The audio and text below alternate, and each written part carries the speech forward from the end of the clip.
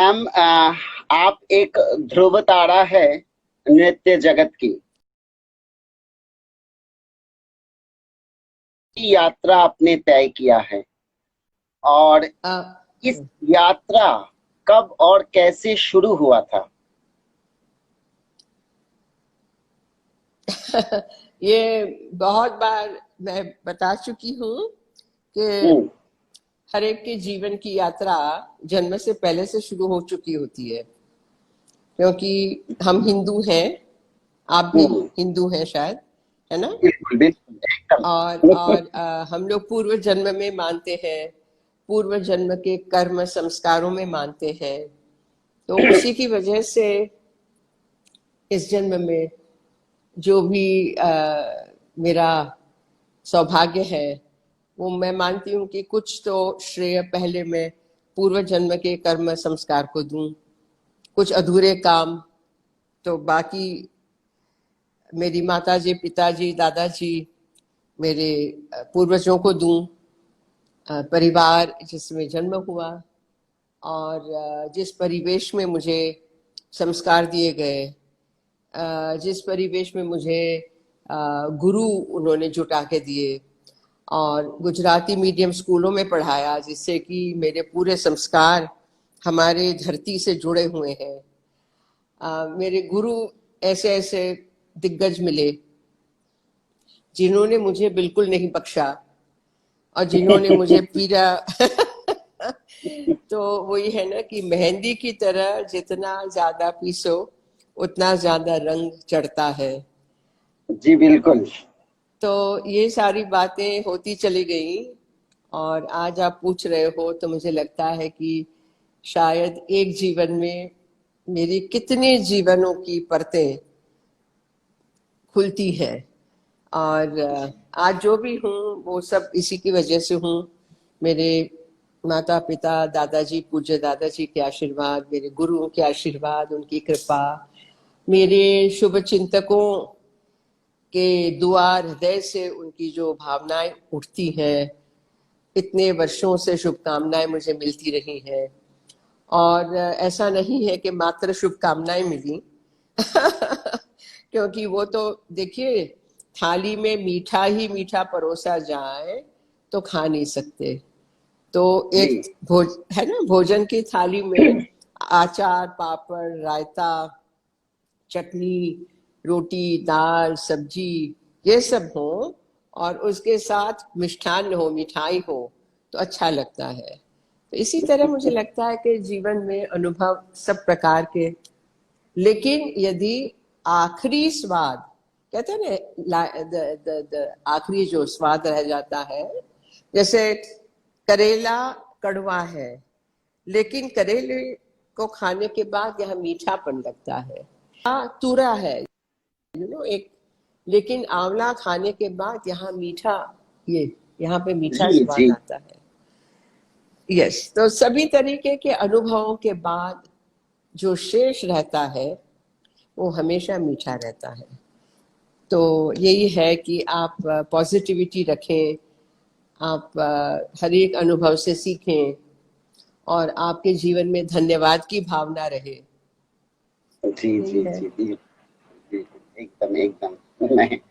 A, ma'am, as an art face और artist and as a member in political arena, how do you justify to self the responsibility of both persona?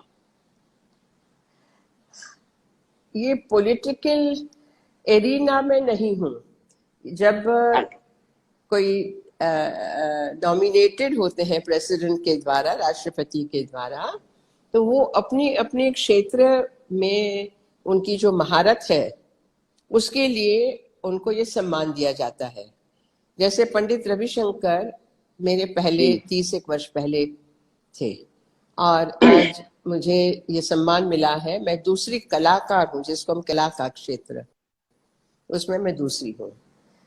तो पंडित रविशंकर भी कोई political arena में नहीं गए, है ना? नहीं नहीं मैं भी नहीं। नहीं हूँ।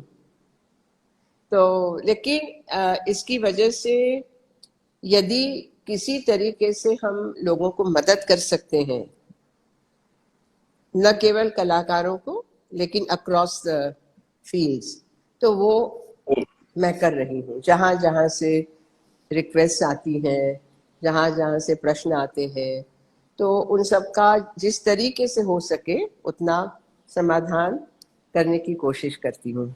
बाकी तो मैं समर्पित हूँ कला के लिए। कला के अलावा तो भारत का प्राण ही नहीं है। जी, मैं वही आ रहा था, वही एक प्रश्न है। Socio culture, economy and politics में कला का क्या महत्व रहा है? आपके दृष्टिकोण से, अगर आप कहें। देखिए, जो सोशियो इकोनॉमिक पॉलिटिकल, ये सारे जो हम लोग आज शब्द इस्तेमाल करते हैं, वो सदियों से रहे। हर एक समाज, हर एक सभ्यता, सिविलाइजेशन, इतिहास में हर एक जगह है। लेकिन सोचने वाली बात यह है कि इतने सारे आक्रमणों के बाद, सदियों से आक्रमण होते रहे जी और सदियों से उल्टा पलटा होता चला गया। एकदम एकदम। सामाजिक या what you call socio economic political orders, ये एंड सारी कल्चर। चीजें उलट पलट होती रही। जी फिर भी ऐसा क्या है कि आज भी हम खड़े हैं, आज भी भारत वर्ष एक nation, not country, one nation बनके उभर गया और फिर से विश्व का ध्यान भारत के प्रति है। तो ऐसे क्या जी बातें हैं? और वही बातें हैं जिससे कि हजारों वर्षों से हम लोग जीवित हैं। हजारों वर्षों से हमारी कलाएं, हमारी संस्कृति, हमारी धारणाएं, हमारी मान्यताएं, हमारे उत्सव ये सारे हमारे जीवन के मूल्य, हमारे आदर्श, इन्हीं सब ने संजोए रखा है।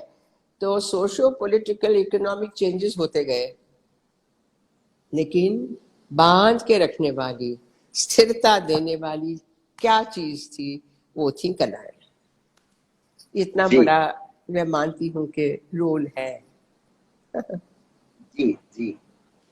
अ, आपकी बातें जब मैं सुनता हूँ, मैंने काफी समय आपकी बातों को सुना, तो आप साधना और ईश्वर, इन दोनों का जो एक मिश्रण है, क्योंकि कला साधना से जुड़ी है और साधना ईश्वर, तो ये जो भावनाएं एक दूसरे के साथ जो जुड़ी हुई है, अगर आप इसके बारे में कुछ साझा करें।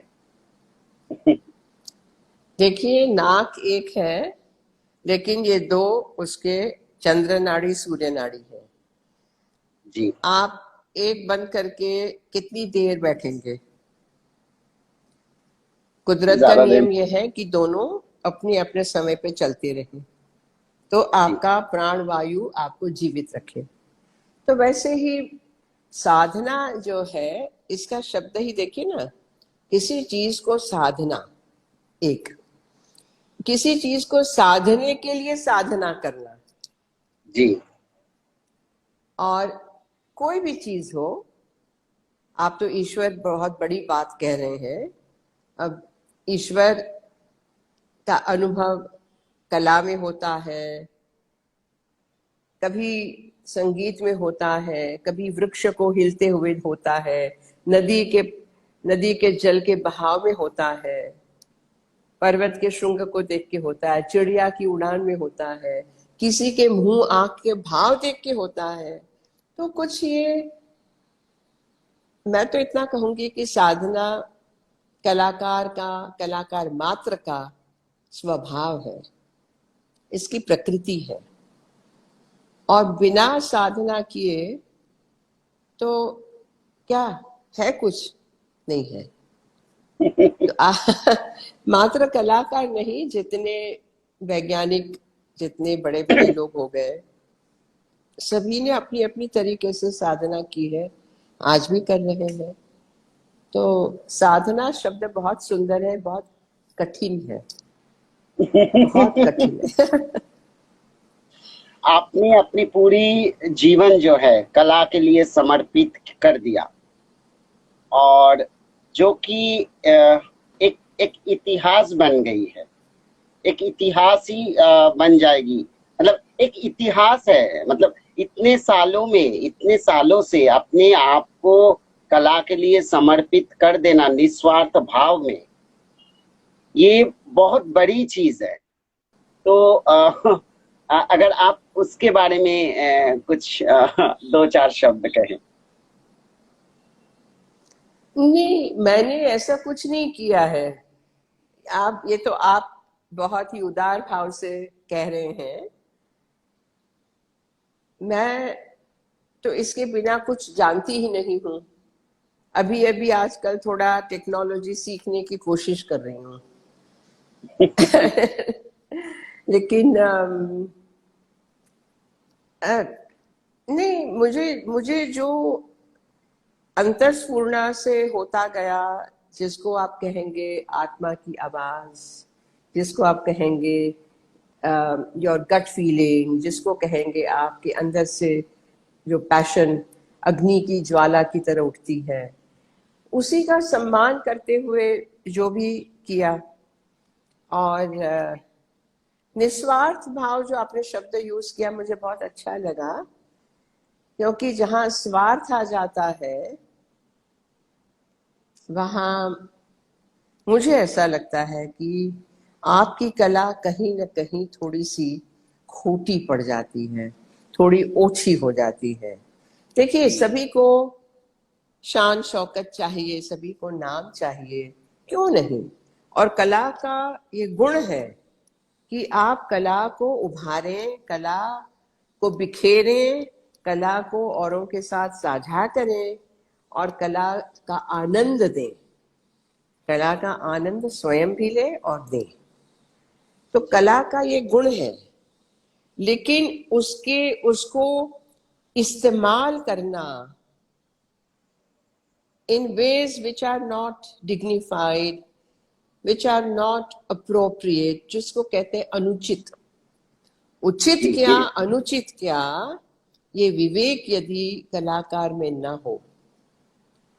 अब आज ये शब्द शायद मुश्किल लगते हैं सुनने के लिए, क्योंकि वर्चुअल दुनिया में हम रह रहे हैं, आप और हमारी बात भी वर्चुअल हो रही है।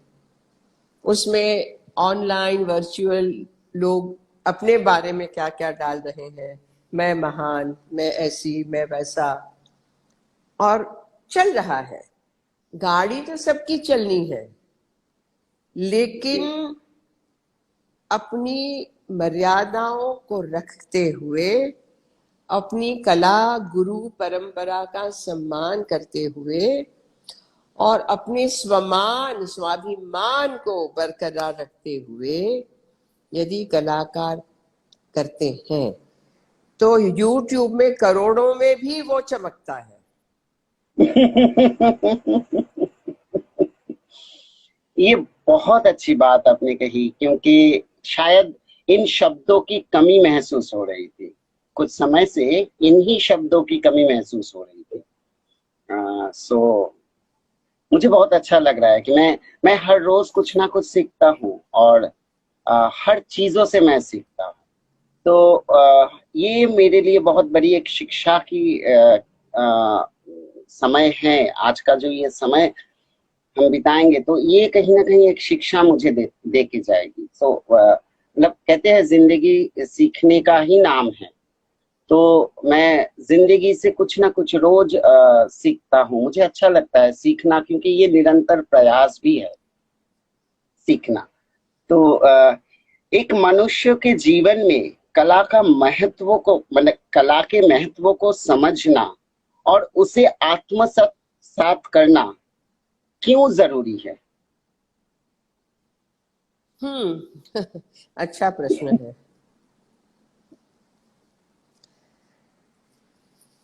ये इसमें बहुत सारी बातें जुड़ जाती हैं, लेकिन मेरा मानना ये है कि कला ऐसा तरल शब्द है, ऐसा सरल शब्द है। तरल यानी फ्लोइंग, सरल सादा, सादा। सादा सिंपल। और कला इतना बड़ा, क्या कहूं उसका, इसकी जो परिधि है, circumference is larger than life. जी। आप लाइफ ये समझें तो कला तो इतनी है और ये बढ़ती जाती है, इस कॉन्सेंट्रिक सर्कल्स। तो ये मैं इसलिए कह रही हूं कि बिना कला, कोई गाता है, कोई कविता लिखता है, कोई गुनगुनाता है, कोई कॉमिक बनाता है, कोई पेंटिंग करता है, कोई शिल्प बनाता है, मिट्टी का बनाता है, कपड़े बुनता है, कोई नृत्य करता है, कोई यानी कला, कोई फूलों का वो बनाता है गुच्छा। कला आपके जीवन में एक एक क्षण में जुड़ी हुई है। यदि आप उसको देखने का मन बनाए, आपकी आंख खोलें, कान खोलें, दिल खोलें, तो आपको हर चीज में कला दिखाई देगी। यानी कला के बिना जीवन पानी के बिना जीने जैसा है, या मैं कहूँ सांस के बिना जीने जैसा है। और आप देख रहे हो कि इसका ज्यादा जोर है। जी बिल्कुल बिल्कुल बिल्कुल। और इसका ज्यादा जोर है। और इसका ज्यादा जोर है। अभिमान, ईगो, एरोगेंस, पैसे, धन दौलत, शोहरत, पावर, कुर्सी का पावर, ये सब बढ़ता चला गया। तो कला क्या बन के रह गई? और जो आप पैंडेमिक हम कह रहे हैं ना, कोरोना, कोविड-19, ये पैंडेमिक तो कभी से शुरू हो गया है।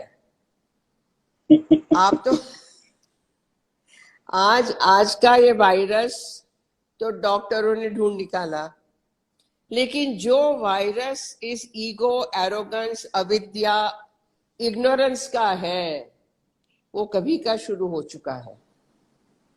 इसी की वजह से जो हमारे यहाँ इम्बैलेंस, दुनिया में इम्बैलेंसेस आ गए बहुत ज्यादा। धर्म यानी एक रूढ़िवादी चीज को लेकर, गरीबी को लेकर, जॉब अपॉर्चुनिटीज को लेकर, एजुकेशन को लेकर, पारस्परिक संबंधों को लेकर मिसअंडरस्टैंडिंग्स होती चली जाती है। All kinds of things are happening. क्यों? क्योंकि जीवन में तरलता, सरलता, कला का अभाव। कला है तो आपका दिमाग ठिकाने रहता है। कला है तो आपके पैर जमीन में गाड़े रहते हैं। भले आपका सर आसमान में हो, लेकिन आपके पैर जमीन पे हैं। कला का बहुत बड़ा गुण है, वो आपको बांधे रखती है, स्थिर रखती है। आपको जब सुनते हैं ना तो लगता है कि अच्छा इतनी जल्दी खत्म हो गई ये शब्द। नहीं। मैम, आपने भारत तथा विश्व के 90 देशों में अपने कला से लोगों को इंस्पायर किया, मोहित किया है। और एक भारत के जो स्थान है वो एक उच्च कोटि स्थानों पे आपने भारत को बिठाया। तो कैसा अनुभव रहा है आपका? देखिए, 90 देश, अफ्रीका, ऑस्ट्रेलिया, 5 भूखंडों में, यहाँ तक कि साइबेरिया, दुनिया का सबसे ऊंचे रेखांश पे, अक्षांश पे जो शहर है, मुरमांस्क, रशिया का, एक वर्ष में मात्र 15 दिन वहां पे, जिसको कहते हैं ग्रीष्म ऋतु, समर, 15 दिन फूल पत्ते कुछ निकलते हैं एंड देन फिनिश्ड। वहां मैंने नृत्य किए हैं।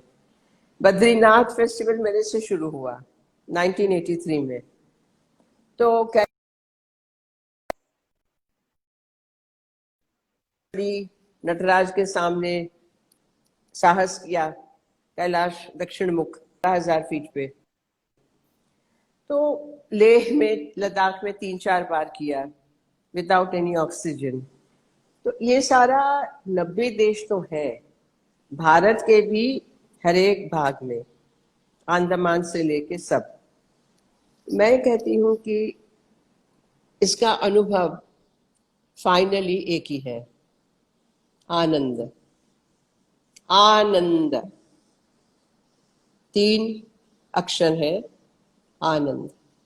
जो आनंद का अनुभव मैं करती हूँ, वही आनंद देखने वाले दर्शक उनके यहाँ पहुंचता है, वो भी अनुभव करते हैं। So whether it's Africa, Australia, America, south America, सब फाइनली आनंद के समुद्र में गोते लगाते हैं। और यही खास गुण है भारतीय कलाओं का। आपको विशेष समझने की आवश्यकता नहीं, ये मुद्रा कौन सी है, इसको क्या कहते हैं, नो। आप जो देख रहे हैं और आप जो पी रहे हैं आंखों से, कान से, संगीत सुन रहे हैं, और आपके अंदर कुछ हो रहा है, और आप किस दुनिया में उनके साथ जाते हो, वो बाद में what happened, I was somewhere. तो जिसको आप कहेंगे ना ट्रांसेंडेंस, बहुत सुंदर शब्द है कि आप लौकिक से अलौकिक में पहुंचते हो। ये सब जगह 90 देश हो, कोई देश हो जी नहीं, अच्छा लगता है जब भारत के जो कला है, जो संस्कृति है, और आज नहीं, ये सदियों से चली आ रही है कि भारत कला भूमि है। भारत को रिच कल्चर के हिसाब से भी जाना जाता है। तो ये कला भूमि जब विदेश में अपनी कला को बिखरते हैं, और उस कला को बिखरने के लिए माध्यम चाहिए होता है, तो जैसे आप लोग पारंगत लोग जब उस कला को बिखरते हैं, वहां पर जाके लोगों को मोहित करते हैं और हमारे भारत की तरफ खींचते हैं कि दिस इज माय इंडिया, मतलब तब गर्व होता है ना, एक भारतीय होने के कारण एक गर्व महसूस होता है। तो वो जो एक फीलिंग्स है, वो ना शब्दों में बयां करना काफी मुश्किल होता है, वो उसको शब्दों में बयां नहीं किया जा सकता। वो अंदरूनी एक अनुभव है, और वो जो कि आपके अंदर ही वो रहता है। तो जितने लोग हैं जो कला को विकसित किया विदेश में, मैं तो उन सबको नमन करता हूँ। मैं भी मैं एक चीज कहना चाहूंगा कि भारत भूमि जो है, भारत मातृ प्रधान देश है, जहां पर नारी शक्ति, नारी एक सृष्टि है, नारी सृजन करती है, नारी माँ है। सो इस जगह, इस देश में भी हम लोग देख पा रहे हैं काफी समय जेंडर इक्वालिटी को लेके बात हो रही है, या हमारे जो नारी शक्ति है वो बार बार आघात प्राप्त हुई है। और अगर हम कलाकारों में भी देखें, कला में भी इसका प्रभाव पड़ा है। सो इसके बारे में आप क्या कहना चाहेंगे? मैं आपसे पूछना चाह रही हूँ कि कला में भी इसका प्रभाव पड़ा है, तो आप मुझे एक उदाहरण दीजिए। मैं शायद मेरा ये बोलना शायद दूसरी तरीके से हुआ। मैं ये कहना चाह रहा हूँ कि जैसे भारतवर्ष जो है नारी प्रधान मातृ तांत्रिक ठीक है, वो देश है। समझ गई। आखिर में जो हाँ, आपने कहा कि कला में भी प्रभाव पड़ा है, वो मुझे मतलब थोड़ा जानना है। मैं ये चीजें कहना चाहूंगा, जब हम लोग स्टेज शेयर करते हैं या कभी भी, हमने अपने समय में भी देखा है कि लड़कियों को अलग तरीके से ट्रीट किया जाता है, लड़कों को अलग तरीके से ट्रीट किया जाता है। तो ये भेदभाव क्यों? चाहे वो हमारे समाज में हो, चाहे जीवन में हो, चाहे कला क्षेत्र में हो, क्यों? मतलब आपको क्या लगता है? मुझे पता नहीं है, आप नाटक करते हैं या नृत्य करते हैं या संगीत? मैं नृत्य एवं नाटक दोनों से ही जुड़ा हुआ हूँ। अच्छा। और जी, मैंने कथक नृत्य में अरंगेट्रम किया, कथक फिर भरतनाट्यम किया, मणिपुरी भी मैंने किया है, और कलरीपायट्टू छाऊ, और अभी मैं डांस थिएटर और थिएटर के साथ भी एक्सपेरिमेंटल काम कर रहा हूँ। आपकी उम्र क्या है? मेरी उम्र 40 इयर्स। आपने इतना सारा सीख लिया, बाप रे, वाह। नहीं, मैंने मैंने थोड़ा बहुत सीखा तो मैंने कुछ एक ही है, लेकिन मैंने कला के हर क्षेत्रों को देखने की कोशिश किया, अनुभव लेने की कोशिश किया। तो आपका जो आपने जो कहा कि लड़कियों को अलग ट्रीट किया जाता है, लड़कों को अलग, वो ज्यादा नाटक में है या नृत्य में है?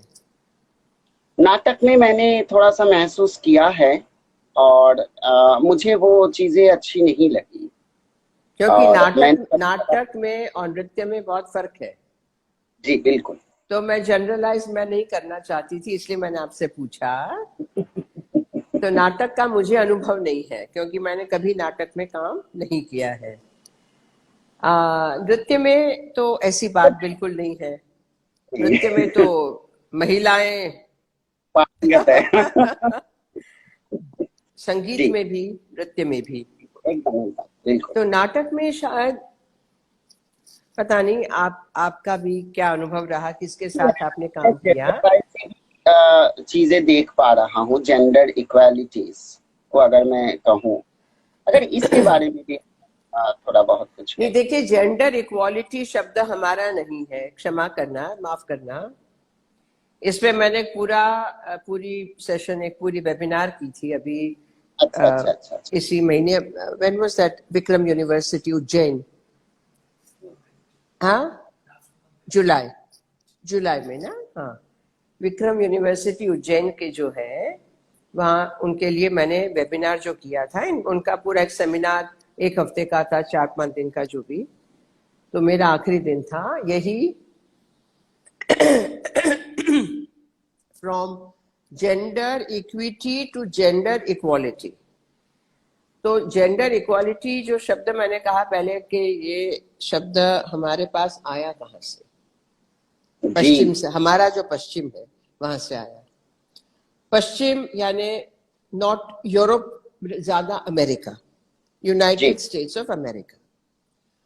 ऐसा क्यों है कि उनके कॉन्सेप्ट जो है, जो उनकी socio cultural, political, economic history से निकले हुए कॉन्सेप्ट्स हैं, वो हम वैसे के वैसे ले लेते हैं और उसी पे हाँ, हम लोग चल पड़ते हैं।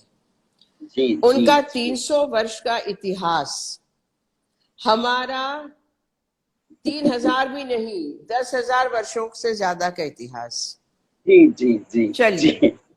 वो छोड़ते हैं, लेकिन मैं ये कह रही हूं कि अमेरिका में आप जाओ तो इंडियन बॉर्न भारतवासी जो वहां बस गया, पोलैंड का है, रोमेनिया का है, ऑस्ट्रेलिया का है, सिटीजनशिप या ग्रीन कार्ड लेने के बाद स्टार एंड स्ट्राइप्स गाते हैं तो छाती पे हाथ रख के सभी उस झंडे को, और वहां के रूल्स रेगुलेशंस। भारतवर्ष एक देश है, एक देश में 2-3 यूरोप अमेरिका है। ओके। जी तो हाँ,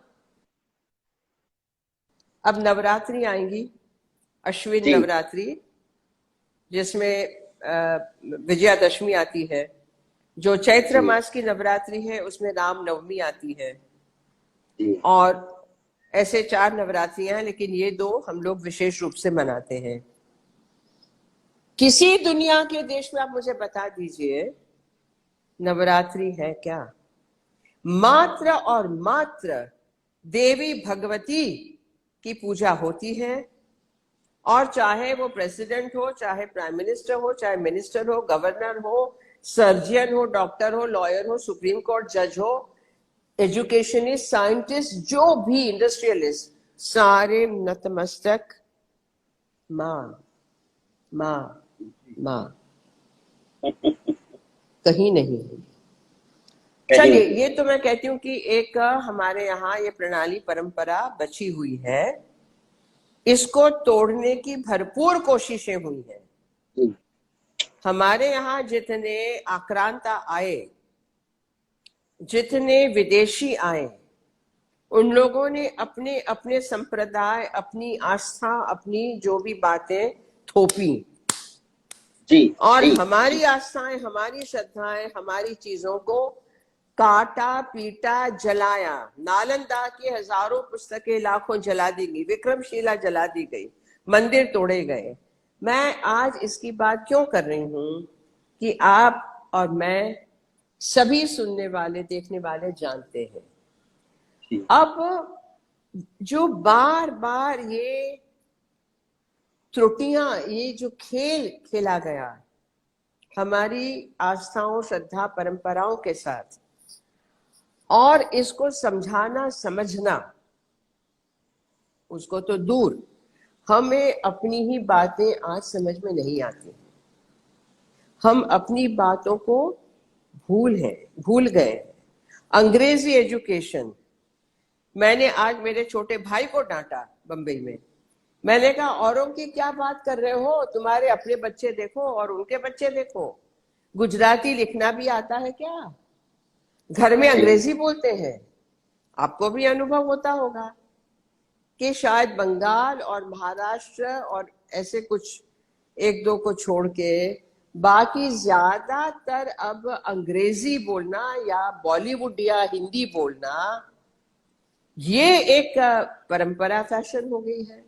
और हाँ, आप यदि एकदम मातृभाषा में बात करते हैं, यदि अच्छी हिंदी में बात करते हैं, तो अच्छा, ये तो बहन जी, आंटी जी, अरे जी, मेरे देश में मैं अपनी भाषा ना बोल सकूं, ये इसमें बहादुरी कौन सी है?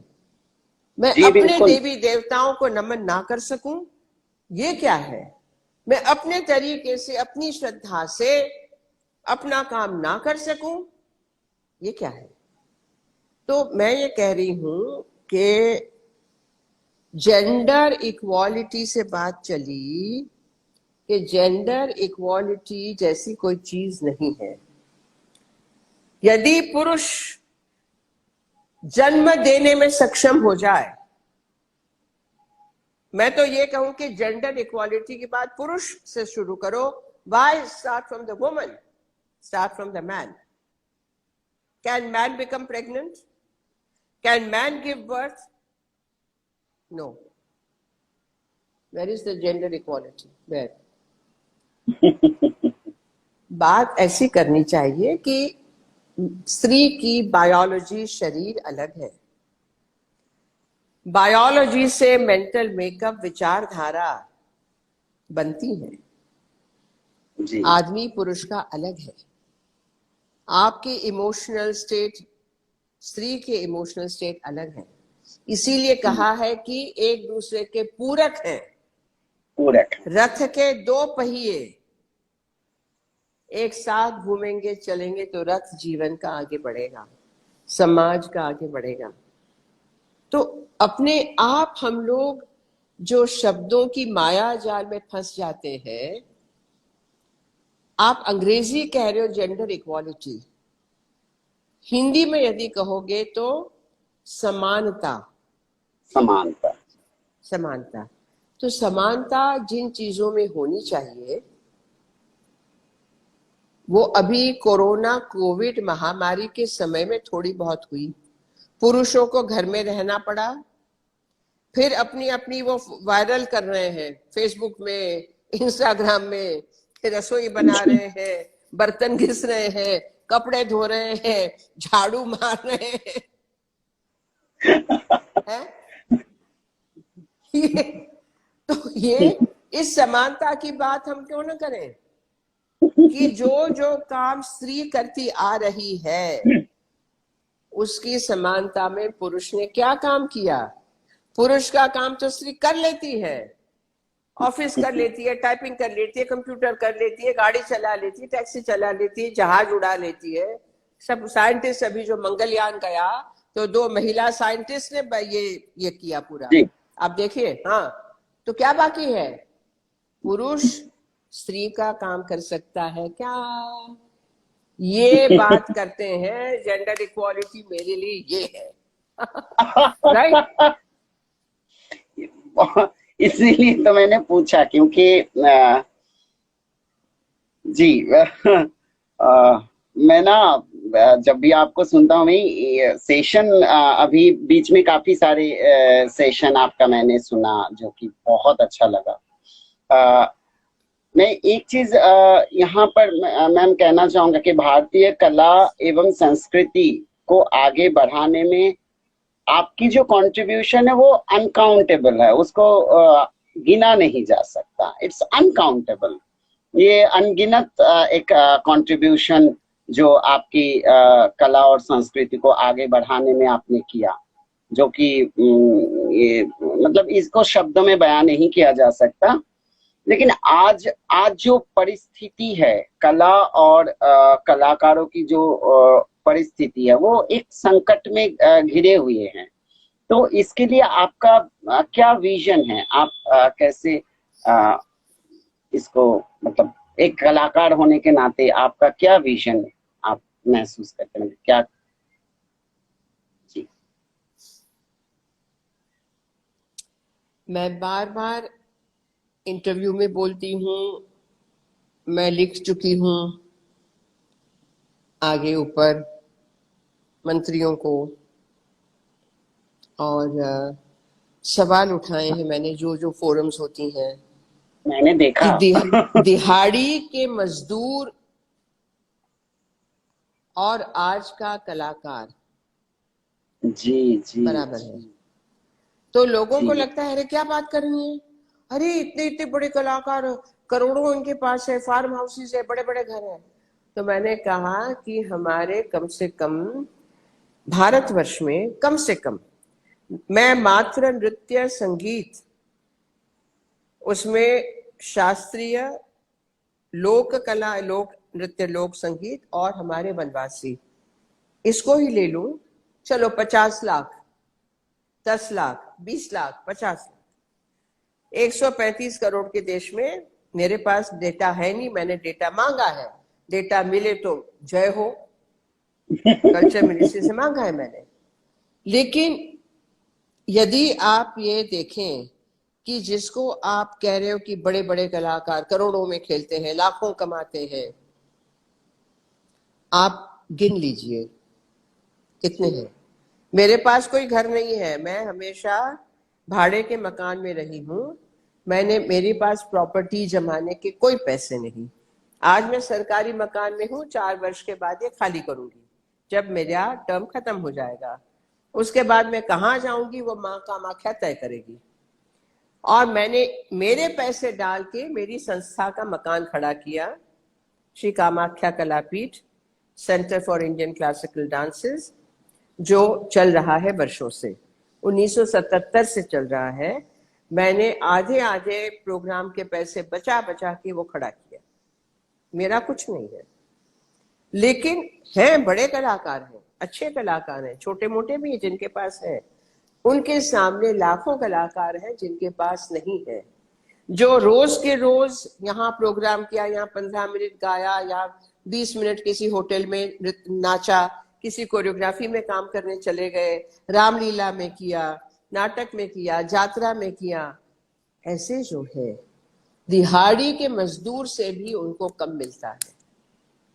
और आज दिहाड़ी के मजदूरों के लिए पैकेजेस अनाउंस किए गए हैं, कलाकार का नाम कहीं नहीं है। इसी पे मेरा रोना है, मेरा बोलना है। कलाकार संगठित नहीं हो पा रहे, ये बड़ी मुश्किल है, आप मेरी बात समझिए। जी जी जी ये अनऑर्गेनाइज्ड सेक्टर है जी और इकट्ठे नहीं आ पा रहे, इसी का लाभ लिया गया है। जी तो आज हमें पता चल रहा है कि असंगठित रहने का मतलब कि जब प्रॉब्लम्स खड़े होते हैं तो आपका कोई नहीं। हम लोग, मैंने कुछ फंड इकट्ठा मैंने किया है, मैं करती रही हूँ। मेरे मित्रों को, दूर दूर के लोगों को लिख लिख के तंग करती हूँ। कोई 5,000, कोई 10,000, कोई 3,000 भेजता है, बांटती रहती हूँ। फ्रीलांस म्यूजिशियंस एंड डांसर्स, अन्नदान होते रहते हैं। पीएचडी चेंबर ऑफ कॉमर्स को कह के, कोई मेरे आईएएस मित्रों को कह के, कोई किसी को कह के, मेरे जैसे और भी कुछ लोग कर रहे हैं, कलाकार कर रहे हैं। लेकिन ये टिपके हैं, बूंदे पड़ रही हैं। लेकिन जी एक जी पॉलिसी कहाँ है, और एक हम लोगों का संगठन होना, हमारी एक आवाज कहाँ है, क्यों नहीं है? क्यों नहीं है, प्रश्न यहाँ क्यों नहीं है। ये आपने पहली बार भी कहा ना कि हमें वो ईगो, वो सारी चीजों, सरलता जो आप कह रही थी ना, वो सरलता, वो ईगो, वो सारी चीजें छोड़ के कहीं ना कहीं, क्या ये आपको क्या लगता है कि ये सब मतलब कहीं ना कहीं ये एक रीजन है कि कलाकार संगठित क्यों नहीं हो पा रहा है? क्या कारण हो सकता है, क्यों नहीं हो पा रहा है? जबकि इस सिचुएशन में तो सभी को हाथ में हाथ पकड़ के एकजुट होके कुछ अपील करना चाहिए था, जो कि आपने बहुत हद तक किया, लेकिन एक उन्होंने भी अकेले के किया है, लेकिन जितनी तादाद है पूरे देश में, उसके हिसाब से तो अभी बहुत काम बाकी है। और ये महामारी कुछ ऐसे जल्दी टलने वाली दिखती नहीं है। नहीं। सभी ने कहा है कि 1 वर्ष 2 वर्ष तो मान लीजिए। अब थोड़ा सा यदि खोल दे सरकार, जैसे होटल खोल रहे हैं, ये खोल रहे हैं, ऑडिटोरियम्स खोल दें, और उसी तरीके से बैठना हो, भाई चलो 600 के ऑडिटोरियम में 300 बैठे, 250 जी बैठे, लेकिन काम तो शुरू हो। फिर उसके ऊपर ये होगा कि वर्चुअल, ऑनलाइन, यूट्यूब, फेसबुक में बहुत सारे कलाकारों ने बहुत सारे अपने परफॉर्मेंसेस कर दिए हैं, अभी कर रहे हैं। किसी को कुछ मिल रहा होगा, कुछ 500 का टिकट किसी ने रखा, 300 का रखा, लेकिन ज्यादातर मुफ्तखोरी है, फ्री। जी जी जी तो स्पॉन्सरशिप कहाँ से लाएंगे, कौन पैसा देगा, हाथ कौन पकड़ेगा? जी end of the day auditorium में हम लोग कर भी ले, जी देखने कौन आएगा? सबको घर बैठ के देखने की आदत हो रही है। आ भी गए तो एक प्रोग्राम करने के लिए, यदि नृत्य है तो आपको संगीतकार चाहिए, जी संगीतकार है तो आपको साजिंदे चाहिए, नाटक है तो आपको आपके सारे रंगकर्मी चाहिए, हमको टेक्नीशियंस चाहिए, लाइटिंग चाहिए, स्टेज हैंड्स चाहिए। कौन देगा पैसे उनको? तो देखिए, इन बातों को आप भी सोचिए कौशिक, क्योंकि आप इतना जो कर रहे हैं इंस्टाग्राम पे, इतने लोगों को आपने, मैंने देखा आपने संजय रॉय को भी इंटरव्यू किया है। तो ये सारे जो बड़े ऑर्गेनाइजेशंस हैं, वो कहीं कुछ बोल रहे हैं, लेकिन ऑन द ग्राउंड क्या हो रहा है, जी जी ऑन द ग्राउंड, ये थोड़ा आप पता लगाइए। जी जी जी मैंने बात किया संजय जी से, मैंने बात करने की कोशिश की अभी एकेएस आर्ट इंडिया, और मैंने एक छोटा सा इनिशिएटिव मैंने भी, हम लोगों ने भी दोनों मिलके शुरू किया है, सेव आर्ट सेव आर्टिस्ट करके, जहां पर हम फ्रीलांस आर्टिस्टों को वर्चुअल पे ला रहे हैं। मतलब वो लोग हमें उसका परफॉर्मेंस का वीडियो भेज रहे हैं, और उसको हम मीडिया पे मतलब दर्शक तक पहुंचा दे रहे हैं। और किसका? इसके किनका कुछ वीडियो? वर्चुअल कुछ आर्टिस्ट लोगों की जो वीडियोस है, हम लोग बोल रहे हैं कि आप वीडियोस हमें भेजिए आपके परफॉर्मेंस की, सेव आर्टिस्ट के लिए, और उसको हम लोग एडिट करके सोशल मीडिया पे, यूट्यूब पे, हर जगह दर्शक तक पहुंचा रहे हैं। और हम उस आर्टिस्टों को जो उनकी जो ऑनरेरियम, हम छोटा सा ऑनरेरियम हम लोग दे रहे हैं। अभी हम लोगों ने पहला एक वीडियो लॉन्च किया जिसमें 10 आर्टिस्टों को हम लोगों ने सपोर्ट किया है। ये हमारी छोटी सी कोशिश है। बहुत अच्छा है। अभी हम लोगों ने किट्टो पर भी अप्लाई किया है कि अगर कैंपेनिंग करे और हम ज्यादा से ज्यादा आर्टिस्टों को मदद कर पाए, हालांकि हमारे पास 100 से भी ज्यादा आर्टिस्टों की एप्लीकेशन आ चुकी है। डांस, थिएटर, राइटर, जो लोग पोएम लिखते हैं, mask making, mime artist, classical dancers, classical musicians, तो ऐसे है। लेकिन हमें समझ नहीं आ रहा है कि हम किस तरीके से इसको आगे बढ़ा पाए, तो हम लोग कोशिश कर रहे हैं जी। नहीं, बहुत अच्छी है, लेकिन मैं जानना चाहती हूँ कि आप जो ऑनरेरियम दे रहे हैं वो कहाँ से पैसा आ रहा है?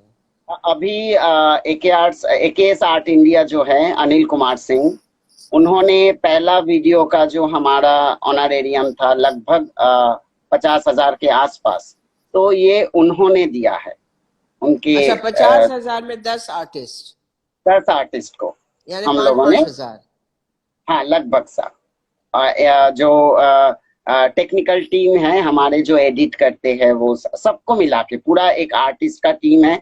लगभग 10 आर्टिस्ट है जिनका 45,000 जा रहा है, और जो 5,000 है वो ये आर्टिस्टों में बटे जा रहे हैं।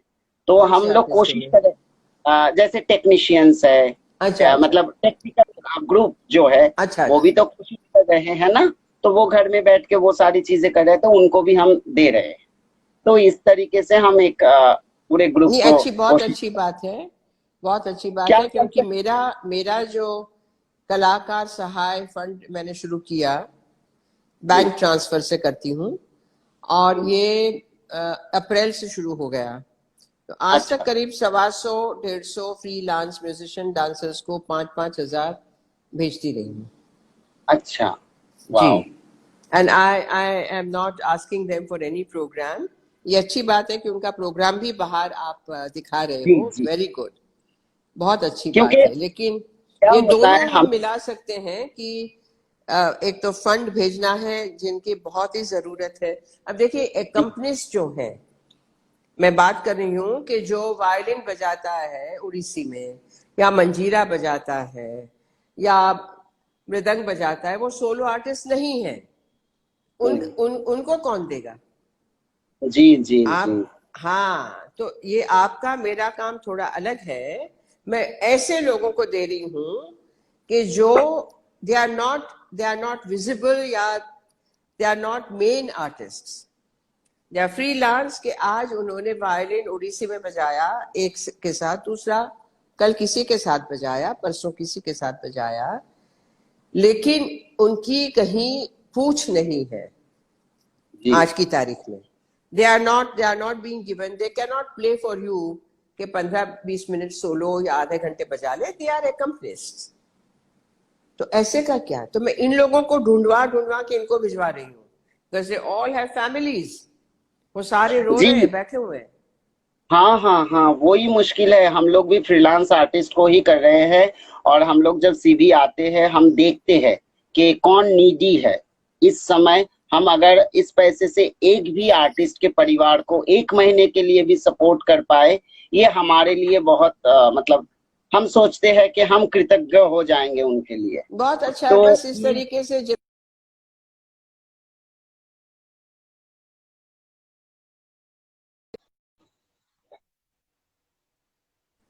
महामारी का संकट लंबा चलने वाला है, 1 वर्ष के पहले तो खुलेगा नहीं।